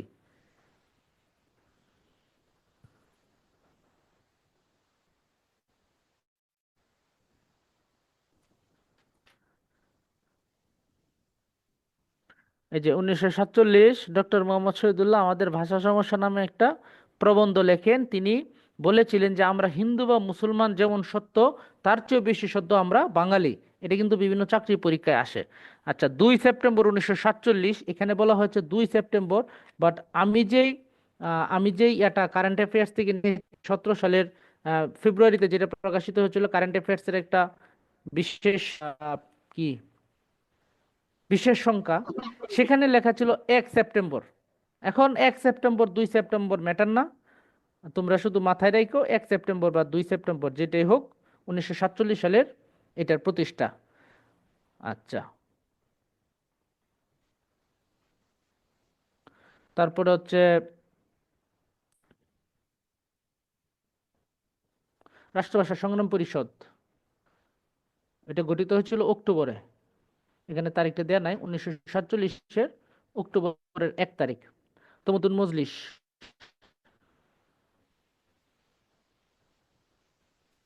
সাংস্কৃতিক প্রতিষ্ঠান, হ্যাঁ, আবুল কাসেম। এটার 15ই সেপ্টেম্বর পুস্তিকা প্রকাশিত হয়েছে, নাম ছিল পাকিস্তানের রাষ্ট্রভাষা বাংলা না উর্দু। সেখানে 3জন ব্যক্তি লিখেছিলেন, একজন হলো আবুল কাসেম, দ্বিতীয় কাজী মুতাহার হোসেন, 3 নম্বর হচ্ছে আবুল মনসুর আহমদ। আচ্ছা, এই এই যে এখানে বিষয়টা আমি বলেছিলাম যে এগুলো মনে রাখার জন্য, যেমন প্রথমটা 1940 সালের অক্টোবর, ঢাকা বিশ্ববিদ্যালয়ের অ্যাপ্লাইড কেমিস্ট্রির অধ্যাপক। দ্বিতীয়টা ছিল রাষ্ট্রভাষা সংগ্রাম পরিষদ, মার্চের 2 তারিখ, এটা ছিল আহ্বায়ক শামসুল আলম। তৃতীয়টা ছিল, তৃতীয় নামটা ছিল সর্বদলীয় রাষ্ট্রভাষা সংগ্রাম পরিষদ, 11 মার্চ 1950, এটার আহ্বায়ক ছিলেন আব্দুল মতিন। আর 4 নাম্বারটা ছিল সর্বদলীয় 31 ম্যাটার না, শুধু এটা মাথায় রাখলে হবে, 30শে জানুয়ারি বা 31শে জানুয়ারি 52, এবং এটার আহ্বায়ক ছিলেন কাজী গোলাম মাহবুব। সব বিষয়টা হচ্ছে এখানে যে নামগুলো আছে, এই নামগুলোর সাথে আমার নামগুলো মিলতেছে না। এখন আমারও কিছু করার নাই, কারণ আমি তো নিছি কারেন্ট অ্যাফেয়ার্স থেকে। আমার এখানে 4টা নাম, প্রথমটা ছিল রাষ্ট্রভাষা সংগ্রাম পরিষদ, দ্বিতীয়টা ছিল দ্বিতীয়টা ছিল সর্ব- বিশ্ববিদ্যালয়। হ্যাঁ, সর্বদলীয় ছিল না স্যার দ্বিতীয়টা? হ্যাঁ, হ্যাঁ, হ্যাঁ। সর্বদলীয় দ্বিতীয়টা রাষ্ট্র। ছিল সর্বদলীয় রাষ্ট্রভাষা সংগ্রাম পরিষদ, দ্বিতীয়টা। জি স্যার। ঠিক আছে, তারপরেটা হচ্ছে বিশ্ববিদ্যালয় রাষ্ট্রভাষা সংগ্রাম পরিষদ, তার মানে প্রথমটা হচ্ছে রাষ্ট্রভাষা সংগ্রাম পরিষদ, দ্বিতীয়টা হচ্ছে সর্বদলীয় রাষ্ট্রভাষা সংগ্রাম পরিষদ, তৃতীয়টা হচ্ছে বিশ্ববিদ্যালয় রাষ্ট্রভাষা সংগ্রাম পরিষদ, 4 নাম্বারটা হচ্ছে সর্বদলীয় কেন্দ্রীয় রাষ্ট্রভাষা সংগ্রাম পরিষদ। আমি পড়াইছি ওই 4টা।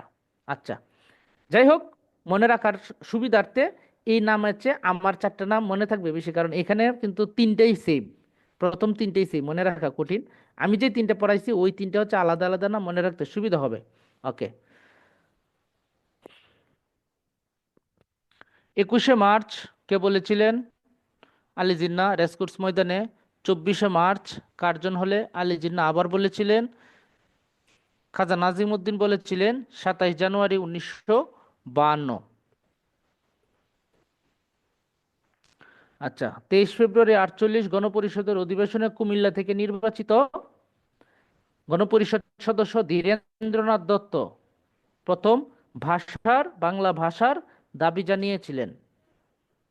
এই ধীরেন্দ্রনাথ দত্তকে কিন্তু পরবর্তীতে 1971 সালে পাকিস্তানি হানাদার বাহিনী মেরে ফেলে, এবং এখন কিন্তু একটা বিতর্ক হচ্ছে যে বুদ্ধিজীবীদেরকে কারা হত্যা করেছিল, ভারত নাকি পাকিস্তান। আচ্ছা, 11 মার্চ 1948। আচ্ছা, আরেকটা বিষয়, 1952 সালের 21শে ফেব্রুয়ারি আগে কোন তারিখে ভাষা দিবস পালন করা হইতো? 11ই মার্চ। 11ই মার্চ। কারণ কি, এই যে 1948 সালে 11ই মার্চ একটা ধর্মঘট হয়, এবং এখানে কিছু পুলিশের সাথে মানুষের দাঙ্গা হাঙ্গামা মারামারি গন্ডগোল হয়। সেই তারিখ থেকে, সেই দিন থেকে 11 মার্চটা ভাষা দিবস। তার মানে ভাষা দিবস পালন হচ্ছে 49-এর 11 মার্চ, 50-এর 11 মার্চ, 51-র 11 মার্চ। 3 বছর কিন্তু 11 মার্চ ভাষা দিবস হিসেবে পালন করা হয়েছে।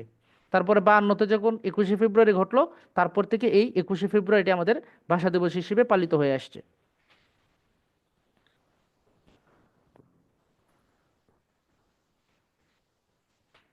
এই যে যে নামটা এখানে হাইলাইটস করা, এই নামটা এখন মোটেও উচ্চারণই করা যাবে না, উচ্চারণ করলে লস, এগুলো পরীক্ষায় আসবে না, সময় নষ্ট।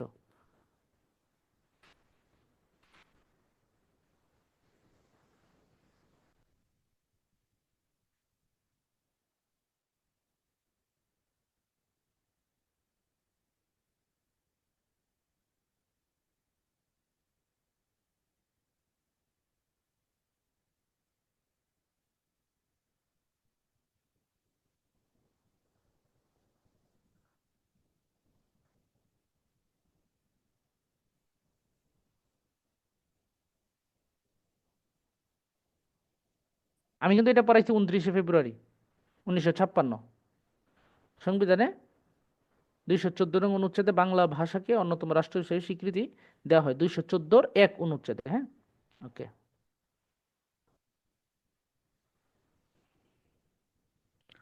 আহ, কানাডা প্রবাসী রফিকুল ইসলাম এবং আব্দুল সালাম এই দুইজনের উদ্যোগে একটা সংগঠন ছিল, mother language lover of the world. তারা হচ্ছে বিশ্বের বিভিন্ন দেশে এই ঘটনার আলোকে মাতৃভাষাটাকে আন্তর্জাতিক করার জন্য প্রথম চেষ্টা চালিয়েছিলেন।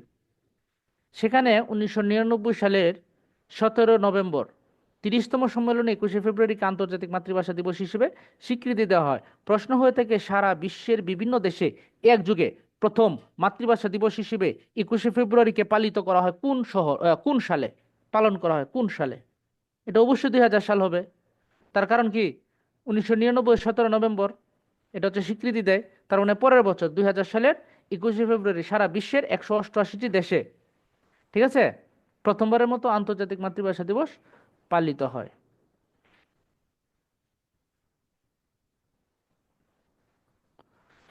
জাতিসংঘের 63তম অধিবেশনে 21শে ফেব্রুয়ারিকে আন্তর্জাতিক মাতৃভাষা দিবস হিসেবে স্বীকৃতি দেয়।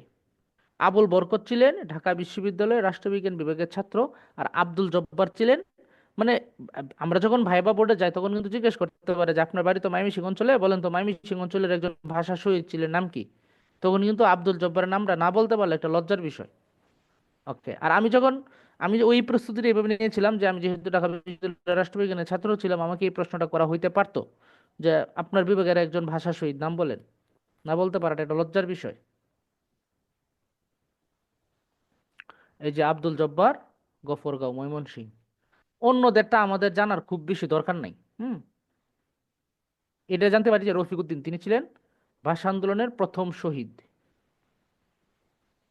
শফিউর রহমান, তার বাবা মাওলানা মাহবুবুর রহমান প্রথম শহীদ মিনার উদ্বোধন করেছিলেন। সকল ভাষা শহীদদের কবর হচ্ছে আজিমপুর কবরস্থানে।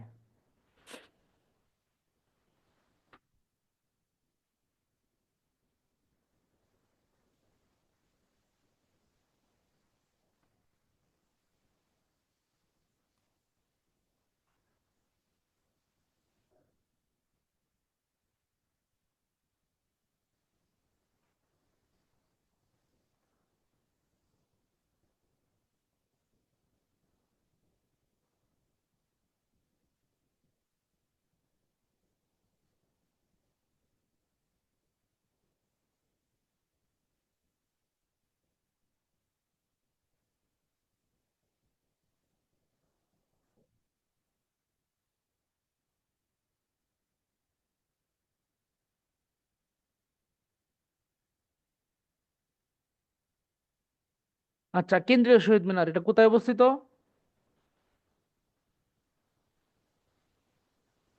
কেন্দ্রীয় শহীদ মিনার কোথায় অবস্থিত? ঢাকা বিশ্ববিদ্যালয়ের মেডিকেল কলেজের বহির্বিভাগের পাশে এবং ঢাকা বিশ্ববিদ্যালয়ের আইন বিভাগের ঠিক উল্টো পাশে।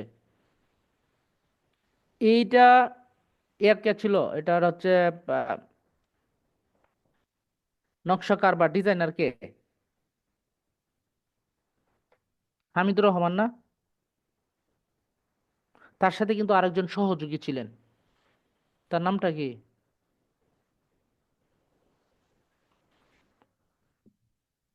নামটা তো আমি ভুলে গেছি।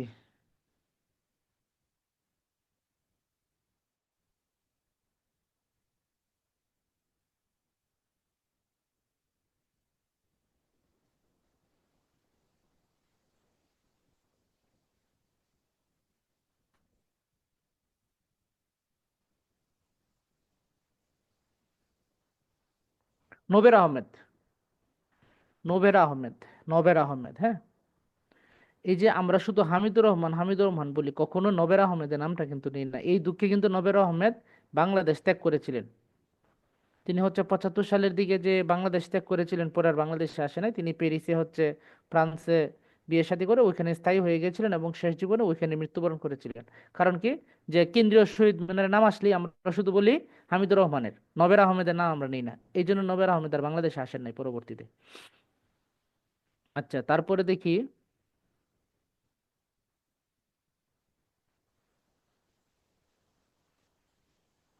এটা উচ্চতা হচ্ছে কিন্তু 46 ফুট। আচ্ছা, তারপরে আসি, বাংলাদেশের সর্বোচ্চ শহীদ মিনার, এটার স্থপতি কে? এটার স্থপতি হচ্ছে রবিউল হুসাইন। আর এটার অবস্থান কোথায়? এই যে এটা। বাংলাদেশের সর্বোচ্চ শহীদ মিনার হচ্ছে জাহাঙ্গীরনগর বিশ্ববিদ্যালয়ের যে শহীদ মিনার, সেটা হচ্ছে সর্বোচ্চ উঁচু উঁচু শহীদ মিনার, এবং এটার স্থপতি হচ্ছে রবিউল আলম। এটা উচ্চতা হচ্ছে 71 ফুট। স্যার এটার আচ্ছা, নাম কি? এটা নাম নাই কোনো, এটা নামই শহীদ মিনার। জাহাঙ্গীরনগর বিশ্ববিদ্যালয়ের যে শহীদ মিনার, সেটা হচ্ছে সবচেয়ে উঁচু, 71 ফুট। আচ্ছা, তারপরে আসি জননী ও গর্বিত বর্ণমালা, মৃণাল হক, এটার অবস্থান কোথায়? এটার অবস্থান হচ্ছে পরিবাগ, ঢাকা। এটা দেখতে কেমন? দেখতে হচ্ছে এই যে এটা, জননী ও গর্বিত বর্ণমালা, ঢাকার পরিবাগে অবস্থান। এটার স্থপতি হচ্ছে মৃণাল হক। মৃণাল হক খুব সম্ভবত 2020 সালে মারা যায়। তখন হচ্ছে করোনায় আমি বাড়িতে ছিলাম, আমার মনে আছে, আমি তখন বাড়িতে, তখন হচ্ছে নিউজটা পাই যে মৃণাল হক মারা গেছে। আচ্ছা, তারপরে আসি মোদের গর্ব অখিল পাল, বাংলা একাডেমির চত্বর। এই অখিল পালের বাড়ি কিন্তু নেত্রকোনা, ঠিক আছে? এই যে মোদের গর্ব, এটার যে স্থপতি অখিল পাল, তার বাড়ি হচ্ছে নেত্রকোনা। আহ, অখিল পালের ভাস্কর্য হচ্ছে এই যে এটা, মোদের গর্ব। এটা হচ্ছে বাংলা একাডেমির ভিতরে। যারা তোমরা হচ্ছে বইমেলায় যাও, তারা বাংলা একাডেমির ভিতরে যখন ঢুকবা, তখন হচ্ছে এইটা চোখের সামনে পড়বে। এটার নাম হচ্ছে মোদের গর্ব। এটা হচ্ছে স্থপতি অখিল পাল, আর অখিল পালের বাড়ি হচ্ছে নেত্রকোনায়। তারপরে আসি বৈশ্বিক ভাষা বৃক্ষ। এটা হচ্ছে এশিয়াটিক সোসাইটিতে, আর এটার স্থপতি হচ্ছে আসমা জাহান।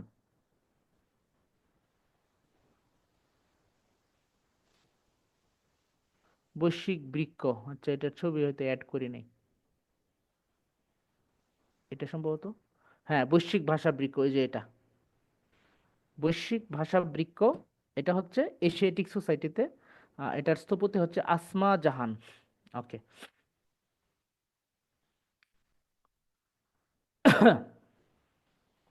এবার আসি দেশের বাহিরে। দেশের বাহিরে, বিদেশে প্রথম শহীদ মিনার কোথায়? সেটা হচ্ছে যুক্তরাজ্যে, ইউকে। আচ্ছা, মুসলিম দেশের মধ্যে প্রথম কোথায়? সেটা হচ্ছে ওমানে। ওকে। বাংলা একাডেমির বর্তমান হাউজের দোতলায়, সেটা হচ্ছে 21-এ জাদুঘর রয়েছে। আচ্ছা, এবার দেখি 21-এর প্রথম বই নাম কি? প্রথম ভাষা আন্দোলনের ইতিহাস। 21-এর প্রথম নাটক মুনির চৌধুরীর কবর। প্রথম উপন্যাস জহির রায়হানের আরেক ফাল্গুন। প্রথম সংকলন হাসান হাফিজুর রহমানের 21শে ফেব্রুয়ারি। প্রথম কবিতা মাহবুবুল আলম হানিফের, মাহবুবুল আলম চৌধুরীর কাঁদতে আসিনি, ফাঁসির দাবি নিয়ে এসেছি। ওকে। পরে দেখি প্রভাত ফেরির প্রথম গান, 21-এর প্রথম গান ভুলবো না ভুলবো না, 21শে ফেব্রুয়ারি। গানটির রচয়িতা হচ্ছে আনুম গাজীউল হক। এবার দেখি বাংলা একাডেমি, এই যে ভাষা আন্দোলনের ফলে গঠিত প্রথম প্রতিষ্ঠান বাংলা একাডেমি, 3 ডিসেম্বর 1955। মূল ভবনটি বর্ধমান হাউস। প্রথম পরিচালক ছিলেন এনামুল হক। প্রথম মহাপরিচালক ছিলেন ডক্টর মাজহারুল ইসলাম। আর প্রথম নারী পরিচালক নারী পরিচালক ডক্টর নীলিমা ইব্রাহিম। আচ্ছা, নীলিমা ইব্রাহিমের স্বামীর নাম কি ছিল?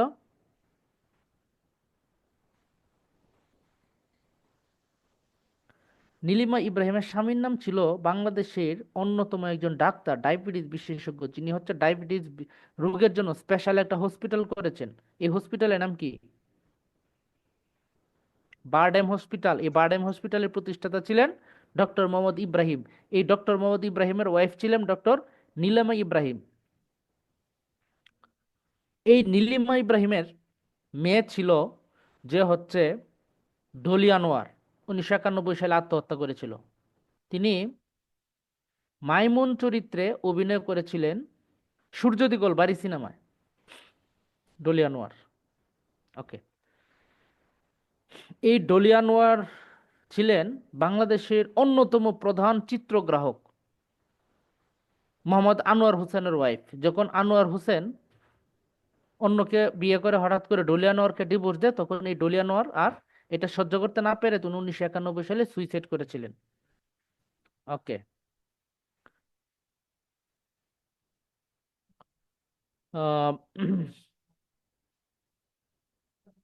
এই যে এইগুলো আমাদের পড়তে হবে। বাংলা একাডেমি পত্রিকা উত্তরাধিকার, এটা পড়তে হবে। ধানশালিকের দেশ, এটা কি ধরনের পত্রিকা? এটা হচ্ছে ত্রৈমাসিক কিশোর পত্রিকা। আচ্ছা, বাংলা একাডেমি জার্নাল, এটা হচ্ছে ষান্মাসিক পত্রিকা। হ্যাঁ, এইগুলো পড়লে হবে। বাংলা একাডেমি পত্রিকা, উত্তরাধিকার, ধানশালিকের দেশ, বাংলা একাডেমি জার্নাল। অর্থাৎ ওই যে বাংলা একাডেমি পত্রিকার বাংলা একাডেমি জার্নাল দুইটা একটাই, একটা বাংলায় বের হয়, একটা ইংরেজিতে বের হয়। আচ্ছা, আন্তর্জাতিক মাতৃভাষা ইনস্টিটিউট কোথায় অবস্থিত? সেগুনবাগিচা, এটা আসবে বেশি।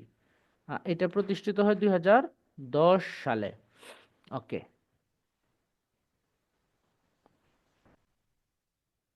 ভাষা আন্দোলনের মুখপাত্র ছিল এই যে সাপ্তাহিক সৈনিক পত্রিকা, যেটাকে আমরা এতক্ষণ পড়ে আসছি কি, যে তমুদ্দুন মজলিসের মুখপাত্র। অর্থাৎ তমুদ্দুন মজলিসটাকে ঢাকা মানে ভাষা আন্দোলন বা ভাষা আন্দোলন মানে তমুদ্দুন মজলিস, এরকম ভাবে একটা আহ, অলঙ্করণ করা হয়েছিল। আচ্ছা, ভাষা আন্দোলনের প্রথম সূত্রপাতকারী হলেন অধ্যাপক আবুল কাশেম আর কি। তিনি পরবর্তীতে নিজে একটা প্রতিষ্ঠান দিয়েছিলেন, সেটার অধ্যক্ষ হয়েছিলেন, যে জন্য এখানে লেখা হয়েছে অধ্যক্ষ, আর তিনি ছিলেন অধ্যাপক। এবার আসি 54 সালে যুক্তফ্রন্ট নির্বাচন। 54 সালে যে যুক্তফ্রন্ট নির্বাচনটা ছিল, সেখানে যুক্তফ্রন্ট গঠিত হয়েছিল কিন্তু 1953 সালে। এটার গঠনকারী ছিলেন এ কে ফজলুল হক, হোসেন শহীদ সোহরাওয়ার্দী, মাওলানা ভাসানী। মূল দল ছিল তার চারটা। একটা হলো গিয়ে মৌলানা ভাসানী নেতৃত্বাধীন আওয়ামী লীগ, আর একটা হচ্ছে এ কে ফজলুল হকের কৃষক শ্রমিক পার্টি, আর একটা ছিল মাওলানা আতাহার আলীর নেজামি ইসলামী, আর একটা হচ্ছে হাজী দানেশের বামপন্থী গণতন্ত্রী পার্টি। এই চারটা ছিল এই যুক্ত ফ্রন্টের মূল কারিগর। আর এই যে যুক্ত ফ্রন্টের 21 দফা ছিল ইশতেহার, সেই যে 21 দফা, এই 21 দফা রচনা করেছিলেন আবুল মনসুর আহমদ।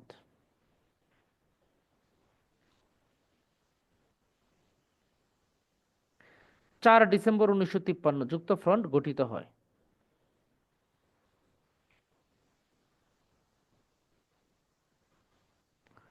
প্রথম দফা, বাংলাকে পাকিস্তানের অন্যতম রাষ্ট্রভাষা হিসেবে স্বীকৃতি প্রদান করতে হবে। বিচার বিভাগ থেকে শাসন বিভাগের পৃথকীকরণ, এটা ছিল 15 দফা। এটা কত সালে কার্যকর হয়েছে? বিচার বিভাগকে যে আলাদা করা হয়েছে, এটা কত সালে কার্যকর হয়? এটা কিন্তু সেই 1954 সালে দাবি ছিল। এটা কার্যকর হয় কবে বাংলাদেশে?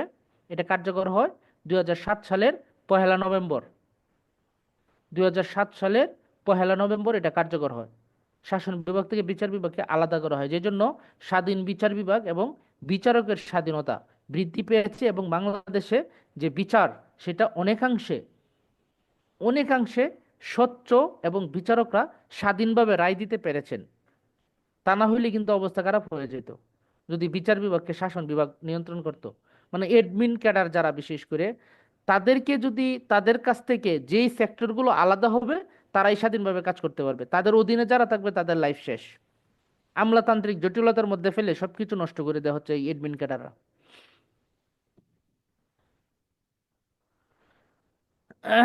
তারপরে আসি, এগুলা তো তোমরা জানোই।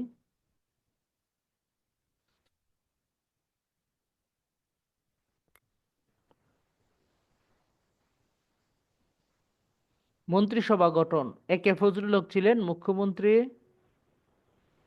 আবু হোসেন সরকার ছিলেন বিচার, স্বাস্থ্য, স্থানীয় সরকার মন্ত্রী। ওহ, এখানে যার নাম হাইলাইটস করা, সেই নামটা পড়া যাবে না, পড়লে সময় নষ্ট।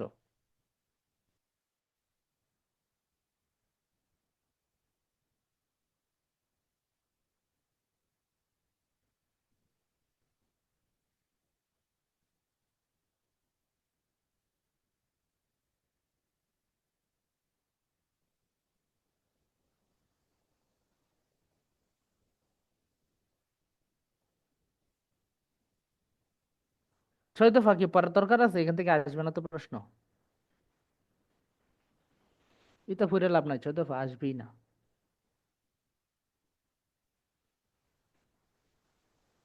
আগরতলা ষড়যন্ত্র, এটাও তো শেখ মুজিব রিলেটেড, এখান থেকেও প্রশ্ন আসবে না। এবার আসি 69-এ গণ অভ্যুত্থান।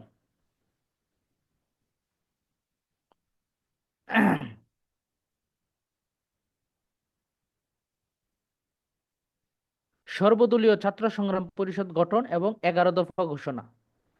6 দফা কত সালে? 66 সালে। 21 দফা কত সালে? 54 সালে। 11 দফা কত সালে? 69 সালে। এটা মাথায় রাখতে হবে। 69 সালে ছাত্র সংগ্রাম পরিষদ 11 দফা দেয়। গণ অভ্যুত্থানের প্রথম শহীদ, শহীদ আসাদ।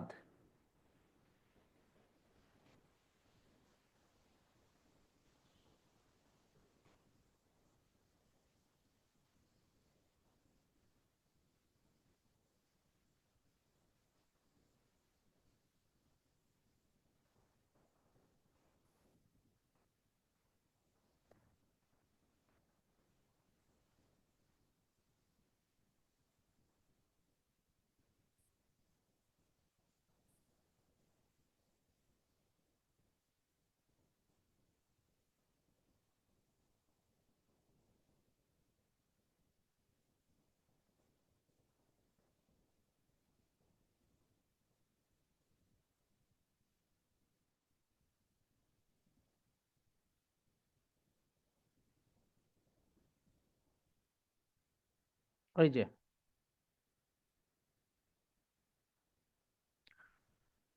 শহীদ আমানুল্লাহ মোহাম্মদ আসাদুজ্জামান আসাদ, তিনি ঢাকা বিশ্ববিদ্যালয়ের ইতিহাস বিভাগের শিক্ষার্থী ছিলেন। তিনি 69-এর গণ আন্দোলনের প্রথম শহীদ। শহীদ হয়েছিলেন কবে? এই প্রশ্নটা কিন্তু প্রায় আসে। 1969 সালের 20 জানুয়ারি তিনি শহীদ হয়েছিলেন এবং তার স্মরণে আসাদ গেট, ঢাকায় যে আসাদ গেট এলাকা আছে একটা, আসাদ গেট কলেজ গেট, ওই আসাদ গেটের আগে নাম ছিল আইয়ুব গেট, সেই আইয়ুব গেটের নাম পরিবর্তন করে আসাদ গেট রাখা হয় তার নামে। তিনি ঢাকা বিশ্ববিদ্যালয়ের ছাত্র ছিলেন। তিনি হচ্ছে 20 জানুয়ারি দুপুরবেলা, তিনি হচ্ছে ছাত্র ইউনিয়ন যে সেটার পূর্ব পাকিস্তান শাখার নেতা ছিলেন। তিনি তখন রাষ্ট্রভাষার স্বাধীনতার জন্য তিনি আন্দোলন করে মিছিল বের করেন। সেই মিছিলে পুলিশ গুলি করে এবং গুলিতে আসাদ নিহত হয়। আসাদ নিহত হওয়ার পরে আসাদের লাশ নিয়ে কিন্তু পুরা ঢাকা শহর চক্কর দেওয়া হয়, বিচার চাওয়া হয়। এবং এই আসাদকে নিয়ে একটা কবিতা লিখেছিলেন কবি শামসুর রহমান। তিনি আসাদের শার্ট নামে একটা কবিতা লিখেছিলেন। আচ্ছা, তারপরে এই যে আসাদুল্লাহ আসাদ, তার নিহত হওয়ার পরে আবার মিছিল বের হয় আসাদকে নিয়ে। সেটা হচ্ছে 24 জানুয়ারি 1969। সেখানে শহীদ হয়েছিলেন মতিউর রহমান মল্লিক, যার বয়স ছিল কত? যিনি নবকুমার ইনস্টিটিউট, পুরাতন জেলখানা যেখানে ছিল, এই পুরাতন জেলখানার পাশে একটা প্রতিষ্ঠান আছে নবকুমার ইনস্টিটিউট, সেটার 10ম শ্রেণীর শিক্ষার্থী ছিলেন এই মতিউর রহমান মল্লিক। তো 10ম শ্রেণীতে যদি পড়ে তার বয়স কত হবে? 10 বছর, 6 বছর, 16 বছর বয়স হয়তো। তখন সেখানে ওই যে আসাদের হত্যাকাণ্ডের জন্য মিছিল বের হয়, সেখানে প্রতিবাদ মিছিল, সেখানে তিনি হচ্ছে তার বইটই বাসায় রেখে মার কাছ থেকে বিদায় নিয়ে তিনি মিছিলে গিয়েছিলেন এবং সেখানে গিয়ে তিনি নিহত হয়েছিলেন, শহীদ হয়েছিলেন। ঠিক আছে, শহীদ হয়েছিলেন। আচ্ছা, তারপর আরেকজন গণ যেই আন্দোলন সেটার প্রথম নারী শহীদ হচ্ছে আনোয়ারা, যিনি শহীদ হয়েছিলেন 25শে জানুয়ারি।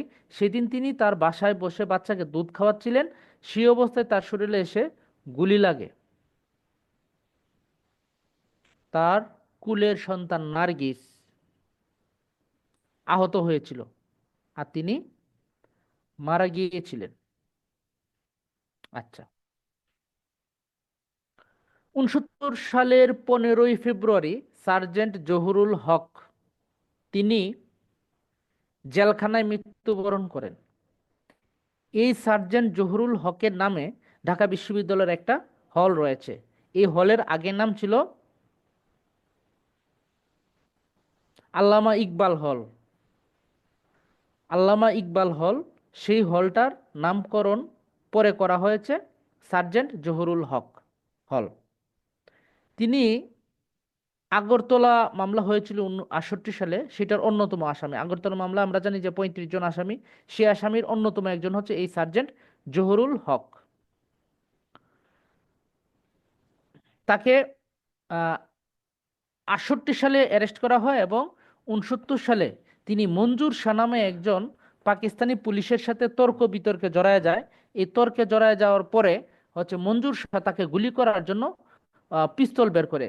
তো মঞ্জুর শাহর কাছ থেকে তিনি পিস্তল বের করে কেড়ে নেয় আর কি, জোর করে কেড়ে নিয়ে ইচ্ছা করলে কিন্তু তিনি মঞ্জুর শাহকে মারতে পারতেন, কিন্তু মঞ্জুর শাহকে না মেরে মঞ্জুর শাহ এবং অস্ত্র দুইটাই নিয়ে ঊর্ধ্বতন কর্তৃপক্ষের কাছে জমা দেয়। তার পরবর্তীতে রাতের বেলায় তাকে তার জেলখানার ভিতরে মৃত অবস্থায় পাওয়া যায়। এরকম আর কি অবস্থাটা। আচ্ছা, তারপরে হচ্ছে শামসুজ্জোহা, তিনি ছিলেন রাজশাহী বিশ্ববিদ্যালয়ের অধ্যাপক রসায়ন বিভাগের। তিনি শহীদ হয়েছিলেন 69 সালের 18 ফেব্রুয়ারি। 69 সালের 18 ফেব্রুয়ারি তিনি হচ্ছে ছাত্রদের পক্ষে কথা বলতে গিয়েছিলেন, তখন পুলিশ তাকে গুলি করে মেরে ফেলে এবং তার নাম অনুসারে ওখানে একটা শহীদ মিনার রয়েছে, যেটার নাম রয়েছে স্ফুল্লিঙ্গ। স্ফুল্লিঙ্গ নামে একটা শহীদ মিনার করা হয়েছে। আচ্ছা, তাহলে আমরা শহীদ যাদেরকে পেলাম, তাদের মধ্যে প্রথম শহীদ আসাদ 1969 সালের 20 জানুয়ারি। দ্বিতীয় শহীদ মতিউর রহমান মল্লিক 24 জানুয়ারি। প্রথম নারী শহীদ আনোয়ারা 25 জানুয়ারি। 15 ফেব্রুয়ারি সার্জেন্ট জহুরুল হক এবং 18 ফেব্রুয়ারি হচ্ছে শামসুজ্জোহা। এই 5 জনের তারিখ আমরা মনে রাখবো। ফাইন। 24 জানুয়ারি মতিউর রহমান মল্লিক, 25 জানুয়ারি আনোয়ারা, 18 ফেব্রুয়ারি ডক্টর মোহাম্মদ শামসুজ্জোহা।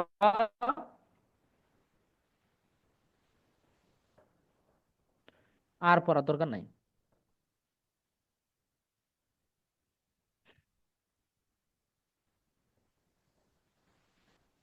এগুলো একটাও আসবে না।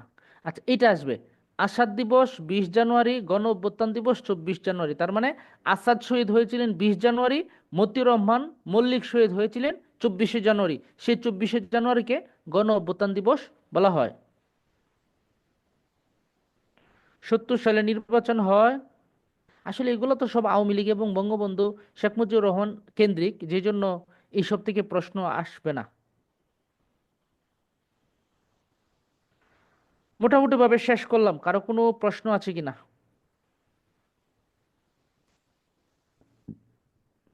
স্যার যেগুলা পড়তে মানা করছেন ওগুলো তো তাহলে বাদ দিলে তো হবে, তাই না স্যার?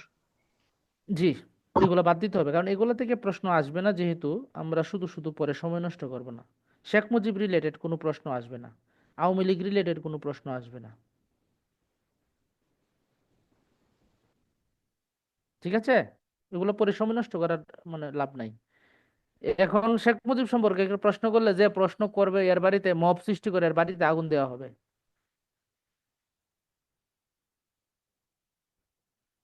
ঠিক আছে, তাহলে সবাই ভালো থেকো।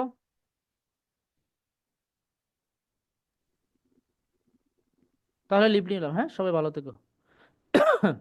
আসসালামু আলাইকুম স্যার।